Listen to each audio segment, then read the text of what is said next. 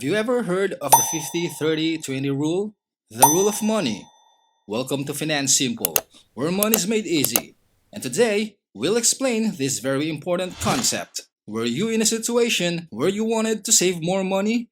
Invest more money? Sadly, you were unsure where the money would come from. Don't worry, this video will show you how to figure this out and start investing and saving. More specifically, you might be able to afford to pay for your children's education, retire earlier, and eventually purchase a new home.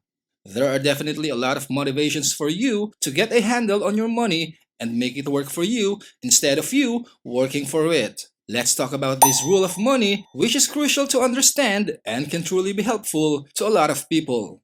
The 50-30-20 rule has been around for a long time and is generally a pretty beneficial concept and technique utilized to increase your wealth.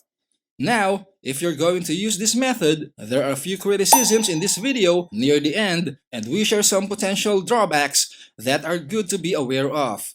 In general though, the 50-30-20 rule will leave you in a much better financial situation than you would be if you didn't use it. In order to apply this rule of money, you must first determine your post-tax income. So, to do this, you only need to glance at your pay stub and see how much money is left over after taxes in your bank account. You have to pay taxes, so your employer will deduct a certain amount from your paycheck to give to the government. You may also have other deductions for healthcare, retirement, or 401k, or anything else you have chosen to come out. Now that you have these numbers, we can see your pre-tax amount. Example, your check is for $2,000, but $400 came out of taxes and $300 came out for healthcare and $300 came out for retirement. You add the healthcare and retirement back in and your pre-tax amount is $2,600 per paycheck, roughly $67,600 per year if you are paid every 2 weeks. Then you need to start budgeting. Really, you need to know what you are spending and where. Every penny.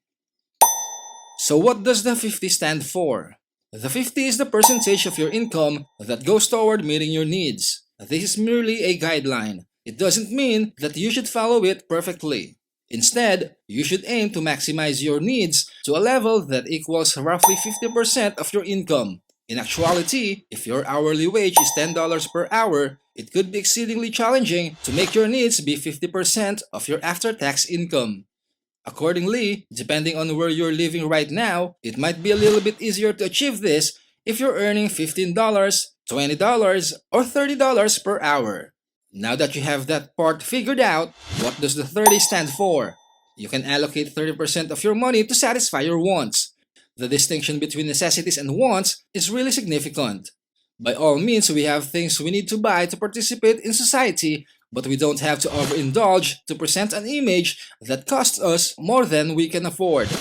This same concept can be applied to cell phone plans, cable and internet bills, shoes, and any number of items. I hope you are getting the idea now.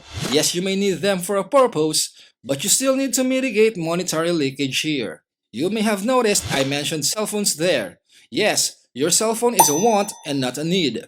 While they have become a huge part of our lives and so much runs through them, it is not a need to have the newest phone and the most expensive plan. Be smarter than your smartphone here. Get what you can afford and only purchase the minimum you need to function in today's technological world. Moving on, restaurants. Okay, this is a want if you're going to a restaurant. That is a clear desire. It doesn't cover the cost of food like bread, rice, beans, potatoes, veggies, and fruits. But the chef is making your food because you paid for it.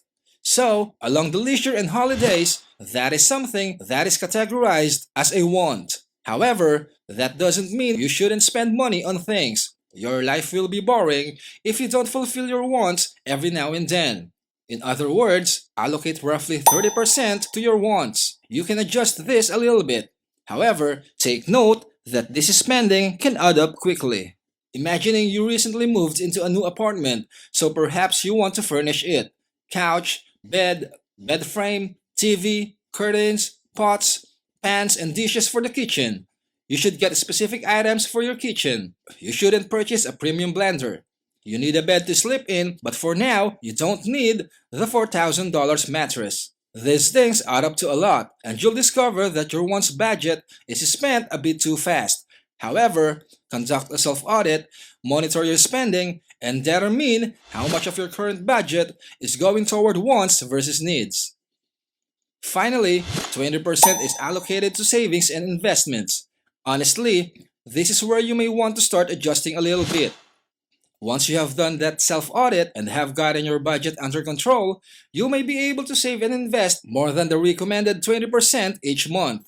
From our example earlier, you make $67,000 per year. Adjusting the percentage would be a pretty basic thing. This is a general rule of thumb.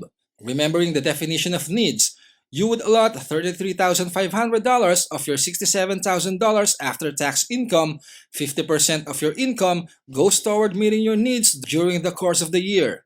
Of the $67,000, $20,100 is allocated to your wants, which leaves $13,400 for savings and assets like your IRA, 401k, and retirement accounts.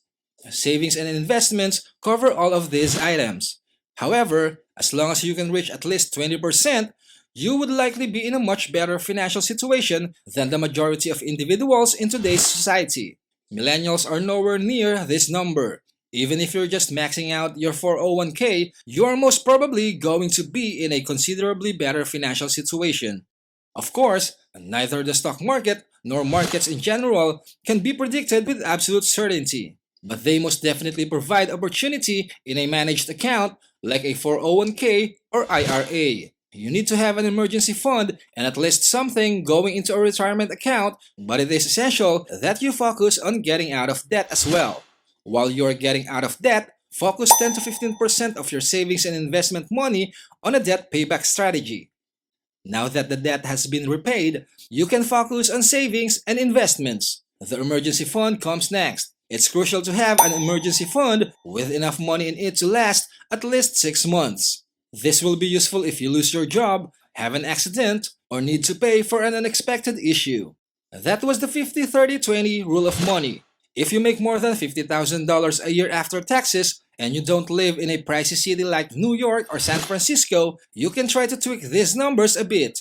Divide your income into 20% for wants and 30% for savings and investments. By making this simple adjustment, you can literally cut years off the time you expect to retire. Therefore, depending on how much you can get this up, you might be able to retire at age 55, possibly even age 50 or earlier in some situations, rather than age 63 like the average American. Just keep in mind to spend money on your wants, take occasional vacations, and be sure to budget for them. Make sure you are only purchasing items that you genuinely appreciate. It's okay to spend a little money to ensure you are enjoying life and taking care of yourself both mentally and physically. Always stay focused on learning and developing discipline. Get educated, make a plan, and stay the course. If you found this informative, smash the like button, please share it with a friend, comment down below, and let us know what would you like to have made finance simple next. And definitely subscribe so you don't miss new content. Keep your head up, ears open, and always search for knowledge. See you soon!